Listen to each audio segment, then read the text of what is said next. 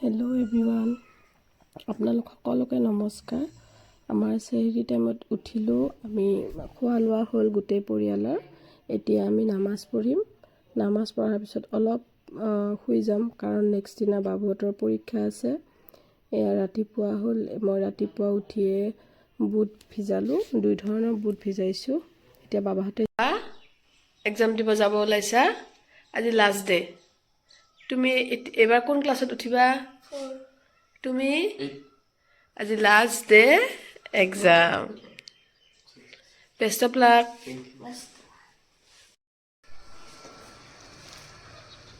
এয়া ফুলকেইটাত অকণমান পানী দিওঁ।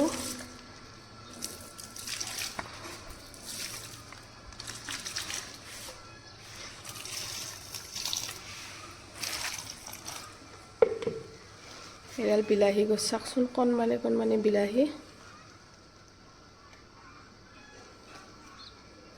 মানি প্লেণ্টডাল পাতবোৰ গোটেই মৰহি গৈছে, ফাগুনৰ মাহ পৰাৰ কাৰণে নেকি। এয়া কি জানেনে? এয়া হৈছে গাখীৰ মানে জাৰ্চি গৰু মানে পোৱালি জাগিছিল। তাৰপিছত পোৱালি জগাৰ পিছত যিখিনি গাখীৰ ওলায়, সেই গাখীৰখিনি আমি মানে ফেহু বুলি কয়, ফেহু বনাওঁ। সেইকাৰণে ফেহুৰ কাৰণে এয়া মই এটা পাত্ৰত পানী গৰম মানে কি এটা পাত্ৰত পানী দিছোঁ, দি সেইখিনি উতলাৰ পাছত মই তাৰ ওপৰত চৰিয়া দিছোঁ, দি তাতে চেনি দিছোঁ। চেনিৰ ওপৰত এই গাখীৰখিনি মই এনেকৈ দি দিছোঁ। গাখীৰখিনি মই চেনিখিনি লৰাই দিম যাতে গোটেই গাখীৰখিনি মিক্স হয়। তাৰপিছত এইখিনি মই এখন ঢাকোনেৰে ঢাকি দিম আৰু পানীৰ ওপৰতে মই এইখিনি বইল হ'ব দিম, যাতে পানীখিনিৰ দ্বাৰাই এইখিনি গোটেইখিনি হৈ যায়। মই এয়া চুলাত বনাইছোঁ, ভালদৰে খৰিখিনি দি দিছোঁ যাতে হৈ যায়। বহুতখিনিয়ে গাখীৰ হয়, তথাপি এইখিনি অকণমান বনালোঁ আৰু এয়া প্ৰায় হৈছেই। ফেহু বুলি কওঁ আৰু আপোনালোকৰ ফালে কি কয় নাজানো, কিন্তু আমাৰ ইফালে ফেহু বুলি কয় আৰু।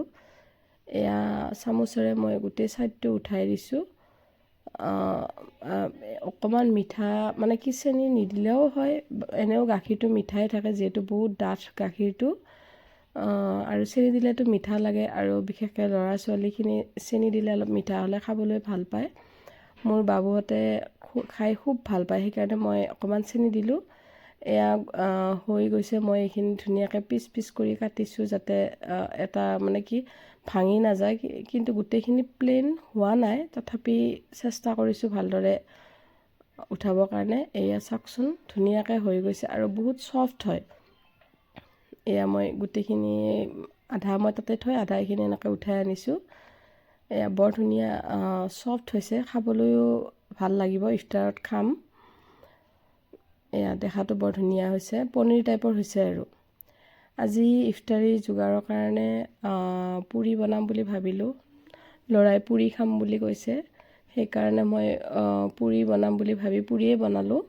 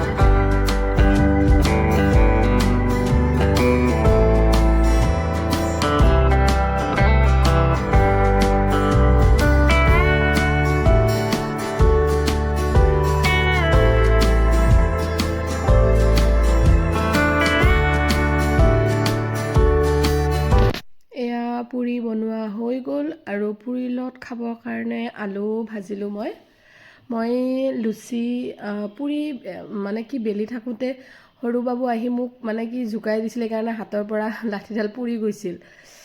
এয়া আজি ৰাতিৰ কাৰণে পাৰ কিনি আনিছিল এখেতে, পাৰ 2টা পাৰ কিনি আনিছিল। এয়া পাৰটো ধুনীয়াকৈ চাফা কৰি কাটি বাছি লৈ এয়া ধুব লৈছোঁ। পাৰৰ তৰকাৰী বহুতেতো বহুত ধৰণে বনায়, মই আজি চিম্পল ধৰণে বনাব লৈছোঁ যিহেতু ৰোজা চলি আছে, ইমান মছলাও ব্যৱহাৰ কৰা নাই ইয়াতে। পাৰ 2টা তাৰমানে কি খুব চৰ্দি লাগি আছে মোৰ ডাঙৰ বাবুটোৰ, সেইকাৰণে পাৰ 2টা আনিলে যাতে অকণমান ভালদৰে বনাই দিব দিছে যাতে খাই অকণমান ভাল পায়। সেইকাৰণে মই কেৰাহীত প্ৰথমতে তেল দিলোঁ, তাৰপিছত পিঁয়াজখিনি ইমান ৰঙচুৱাকৈ ভাজা নাই আজি, মই অকণমান ভাজিয়ে মই মাংসখিনি ঢালি দিছোঁ। ইয়াৰ ওপৰত গোটেইখিনি মা মছলা মানে আদা নহৰু পেষ্ট, তাৰপিছত 2-এটা কেঁচা জলকীয়া, হালধি, নিমখ, জিৰা, জালুক এনেকৈ গোটেইখিনি মছলা দি ভালদৰে এবাৰ ধুনীয়াকৈ লৰাই মই আৰু এটা আচলতে আপোনালোকে জানে নে নাজানে নাজানো, পাৰত মই গোটা ৰহুন দি দিওঁ, কাৰণ পাৰত মাংসটো খালে প্ৰেছাৰটো উঠি যায় হঠাৎ কেতিয়াবা, সেইকাৰণে মই গোটা ৰহুন দি দিওঁ যাতে মানে নহৰুটো খাব পাৰে আৰু। আজি ভিডিঅ'টো মই এইখিনিতে সামৰণি মাৰিছোঁ। আপোনালোকে ভিডিঅ'টো চাই কেনে পালে জনাব। মোৰ ভিউজ কিন্তু নাই, হয়তো আপোনালোকে মোৰ ভিডিঅ'বোৰ নাচায়, চাব বুলি আশা কৰিলোঁ। চিম্পল ধৰণে মই ভিডিঅ' বনাওঁ দেখাওঁ, সেয়ে আজিও বনালোঁ। ভাল পালে আপোনালোকে লাইক কমেণ্ট কৰিব। কেনেকুৱা হৈছে তৰকাৰী? মজা আৰু ধুনীয়া হৈছে।